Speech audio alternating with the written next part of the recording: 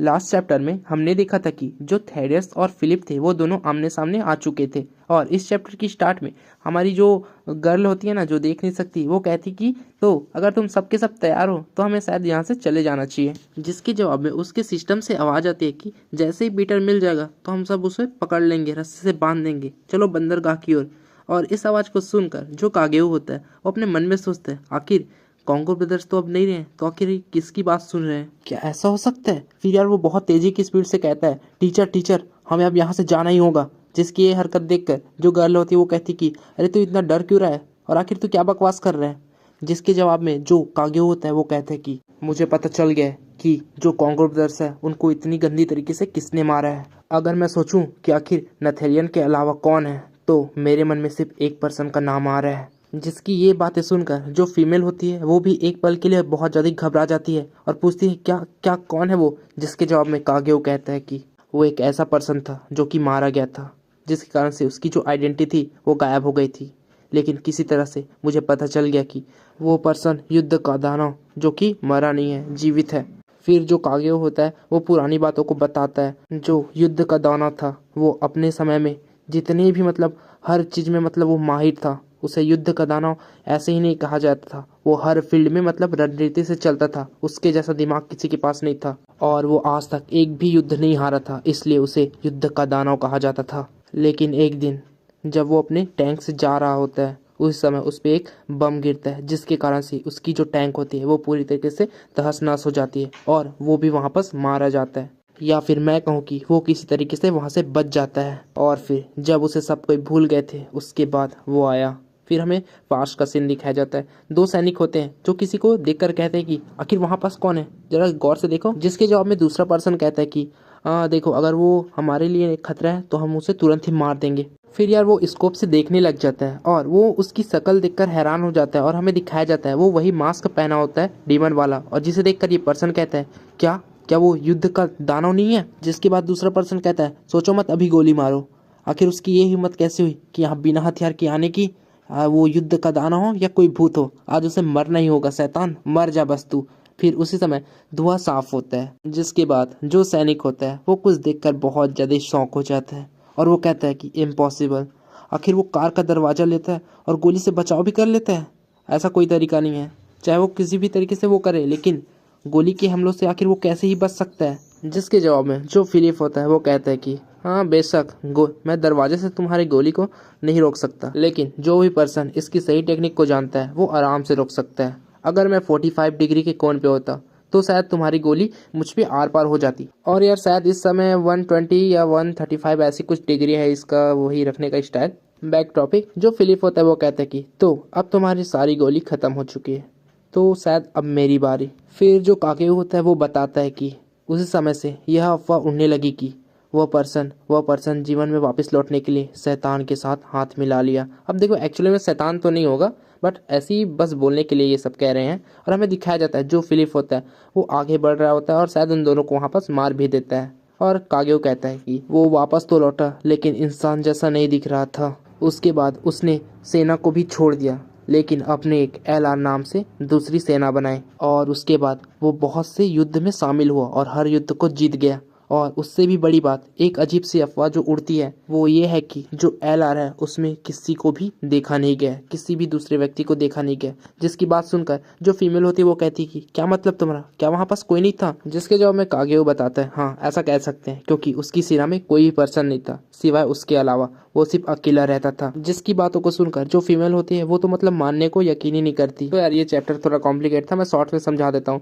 जो फिलिप था वो बहुत ज्यादा स्ट्रांग था, वो फौज की हर फील्ड में नंबर 1 था। स्ट्रेटेजी के मामलों में कैसे लड़ना है, क्या करना है, हर चीज में वो बेस्ट था। फिर एक दिन उसके टैंक में अटैक हो चुका, जिसके कारण से बाकी सब मर गया। वो किसी तरह बचते बचाते बच गया और बाद में जब वो आया तो गुस्से से आया था। फिर बाद में वो अपनी एलआर नाम की खुद टीम बनाई। आई मीन कहने का मतलब है ये खुद अकेला रहता था वो उस टीम पे और सबको धूल चटाता था। और शायद उस समय राफेल शायद मिल चुका होता है। Back to topic. हमें फिर से इसका कोड नेम बताया जाता है जो कि है फिलिप्स, और इसका उपनाम होता है युद्ध का दानव। फिर यह सीन प्रेजेंट में शिफ्ट होता है। जो फिलिप होता है वो थेडियस को कहता है कि मुझे शक है कि तुम भी पीटर से मिले हुए हो, इसलिए आज मैं तुम्हें मार डालूंगा और जल्दी से जाकर पीटर को पकड़ लूंगा। दूसरी तरफ जो थेडियस होता है वो हंसते हुए कहता है कि कितना मिलता जुलता है ना, मैं भी आज तुम्हें मार डालूंगा और जो राफेल है उसे पकड़ लूंगा।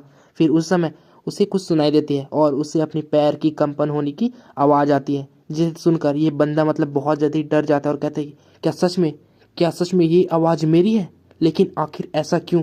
मेरे पैर क्यों काँप रहे हैं? फिर उस समय फिलिप इसका पैर पकड़ता है और कहता है कि सच में थेडियस, तुम तो अचानक से बहुत ज़्यादा कमज़ोर हो चुके हो। फिर इसके पेट में एक पंच जड़ते हुए कहता है कि तुम्हें क्या लगता है आखिर तुम मुझसे कब तक लड़ सकते हो? जिसके जवाब में थेडियस कहता है कि जब तक है जान, जब तक है जान। ऐसा करके उसे अटैक कर देता है और जो फिलिप होता है उसे मारते हुए कहता है कि जब तक तुम मारे नहीं जाते तब तक मैं तुम पे अटैक करता ही रहूंगा। और कहता है कि और वैसे यार फिलिप, तुम तो मुझे हरा भी नहीं सकते क्योंकि तुम मुझे कभी छू भी नहीं पाओगे। जिसके जवाब में जो फिलिप होता है वो कहता है कि कुछ ऐसा है जो तुम नहीं जानते हैं। फिर वो बड़ी तेजी की स्पीड से आगे बढ़ चुका होता है और कहता है कि योद्धाओं के लिए असंभव जैसी कोई भी चीज नहीं होती। लेकिन जो थेडियस होता है वो उसके अटैक को डॉच करते हुए कहता है कि मुझे माफ करना मेरे दोस्त फिलिप, लेकिन मैं तुम्हारे हर अटैक को देख सकता हूँ। बस इतना कहने की देरी होती है, जो फिलिप होता है वो उस पर एक अटैक कर देता है, जिसके कारण से वो पीछे की ओर चला जाता है और अपने मन में कहता है ये थोड़ी अजीब बात है। फिलिप ने तुरंत ही रिएक्ट कर लिया और जो फिलिप होता है वो कहता है कि देखो, अगर कोई चीज़ इम्पॉसिबल है तो उसे पॉसिबल बनाओ। ऐसे ही से मोटिवेशन दे रहा होता है और उसके सामने शॉक ग्रेनेड फेंक देता है, जिसे देखकर थेडियस एक पल के रुक जाता है और कहता है कि क्या शॉक ग्रेनेड, क्या ये भी वैसा ही करना चाहता है जो किम मेरे साथ किया था मेरी आंखों के लिए? अगर ऐसा है तो इस बार मैं ऐसा होने नहीं दूंगा। ऐसा करके वो अपनी आंखों को प्रोटेक्ट करने के लिए अपने हाथों को आगे ला लेता है, जिसके कारण से ग्रेनेड फट तो जाता है बट उसे कुछ नहीं होता, बस धुआं धुआं होता है।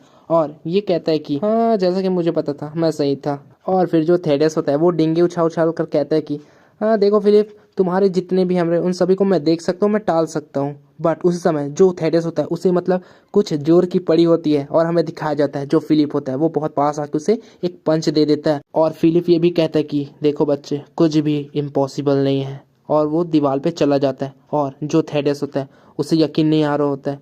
वो कहता है कि आखिर ये क्या हो गया? मैंने तो उसके अटैक को ठीक तरीके से देखा था, बट कैसे मैं डॉज नहीं कर पाया इसके अटैक को? फिर जो फिलिप होता है वो कहता है कि तुम इसे टाल नहीं पाओगे क्योंकि तुम इसे देख भी नहीं सकते। जिसके जवाब में जो थेडियस होता है वो कहता है कि क्या मतलब तुम्हारा?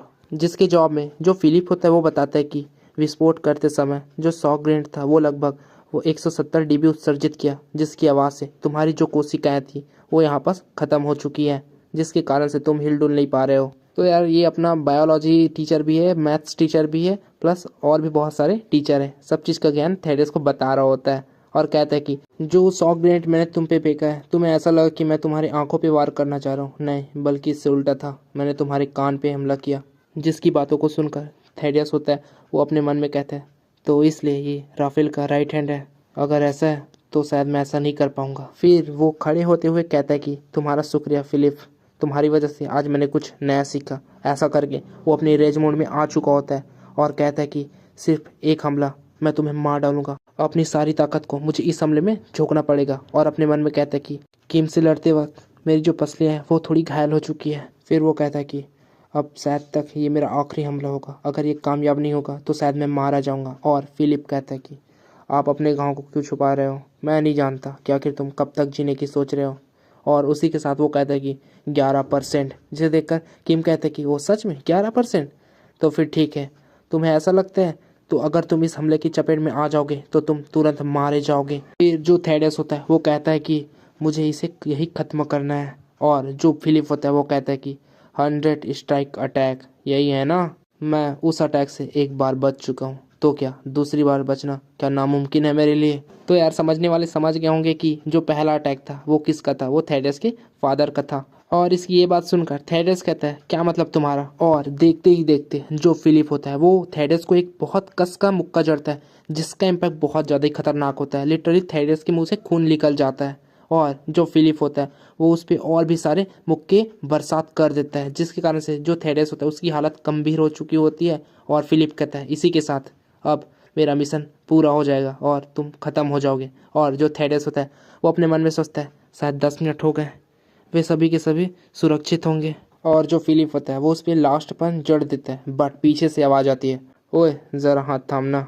और जो फिलिप होता है वो अपने पंच को रोक देता है और पीछे से आवाज़ आती है कि तुम जिसे खोज रहे हो क्या वो मैं नहीं हूँ? और पीछे की गेट से आता है भाई अपना पीटर, और वो कहता है कि मुझे तुमसे मिलकर अच्छा लगा और शायद मैं वही व्यक्ति हूँ जिसे तुम जी जान से ढूंढ रहे हो। मैं हूँ पीटर। तो यार इसी के साथ ये चैप्टर खत्म होता है। अब नेक्स्ट चैप्टर में मजा आएगा, क्योंकि यार पीटर आ चुका है। अब होगी यार तगड़ी battle, the strongest disciple in history versus the strongest disciple in today. मिलते हैं हम नेक्स्ट वीडियो में, आई मीन नेक्स्ट वीक। अभी के लिए tata bye bye, see you soon. और ये बताते जरूर जाना कि आखिर पीटर के लिए वो कितना % चार्ज करेगा और क्या हो सकता है, जरूर बताना। अब मिलते हैं नेक्स्ट वीडियो में।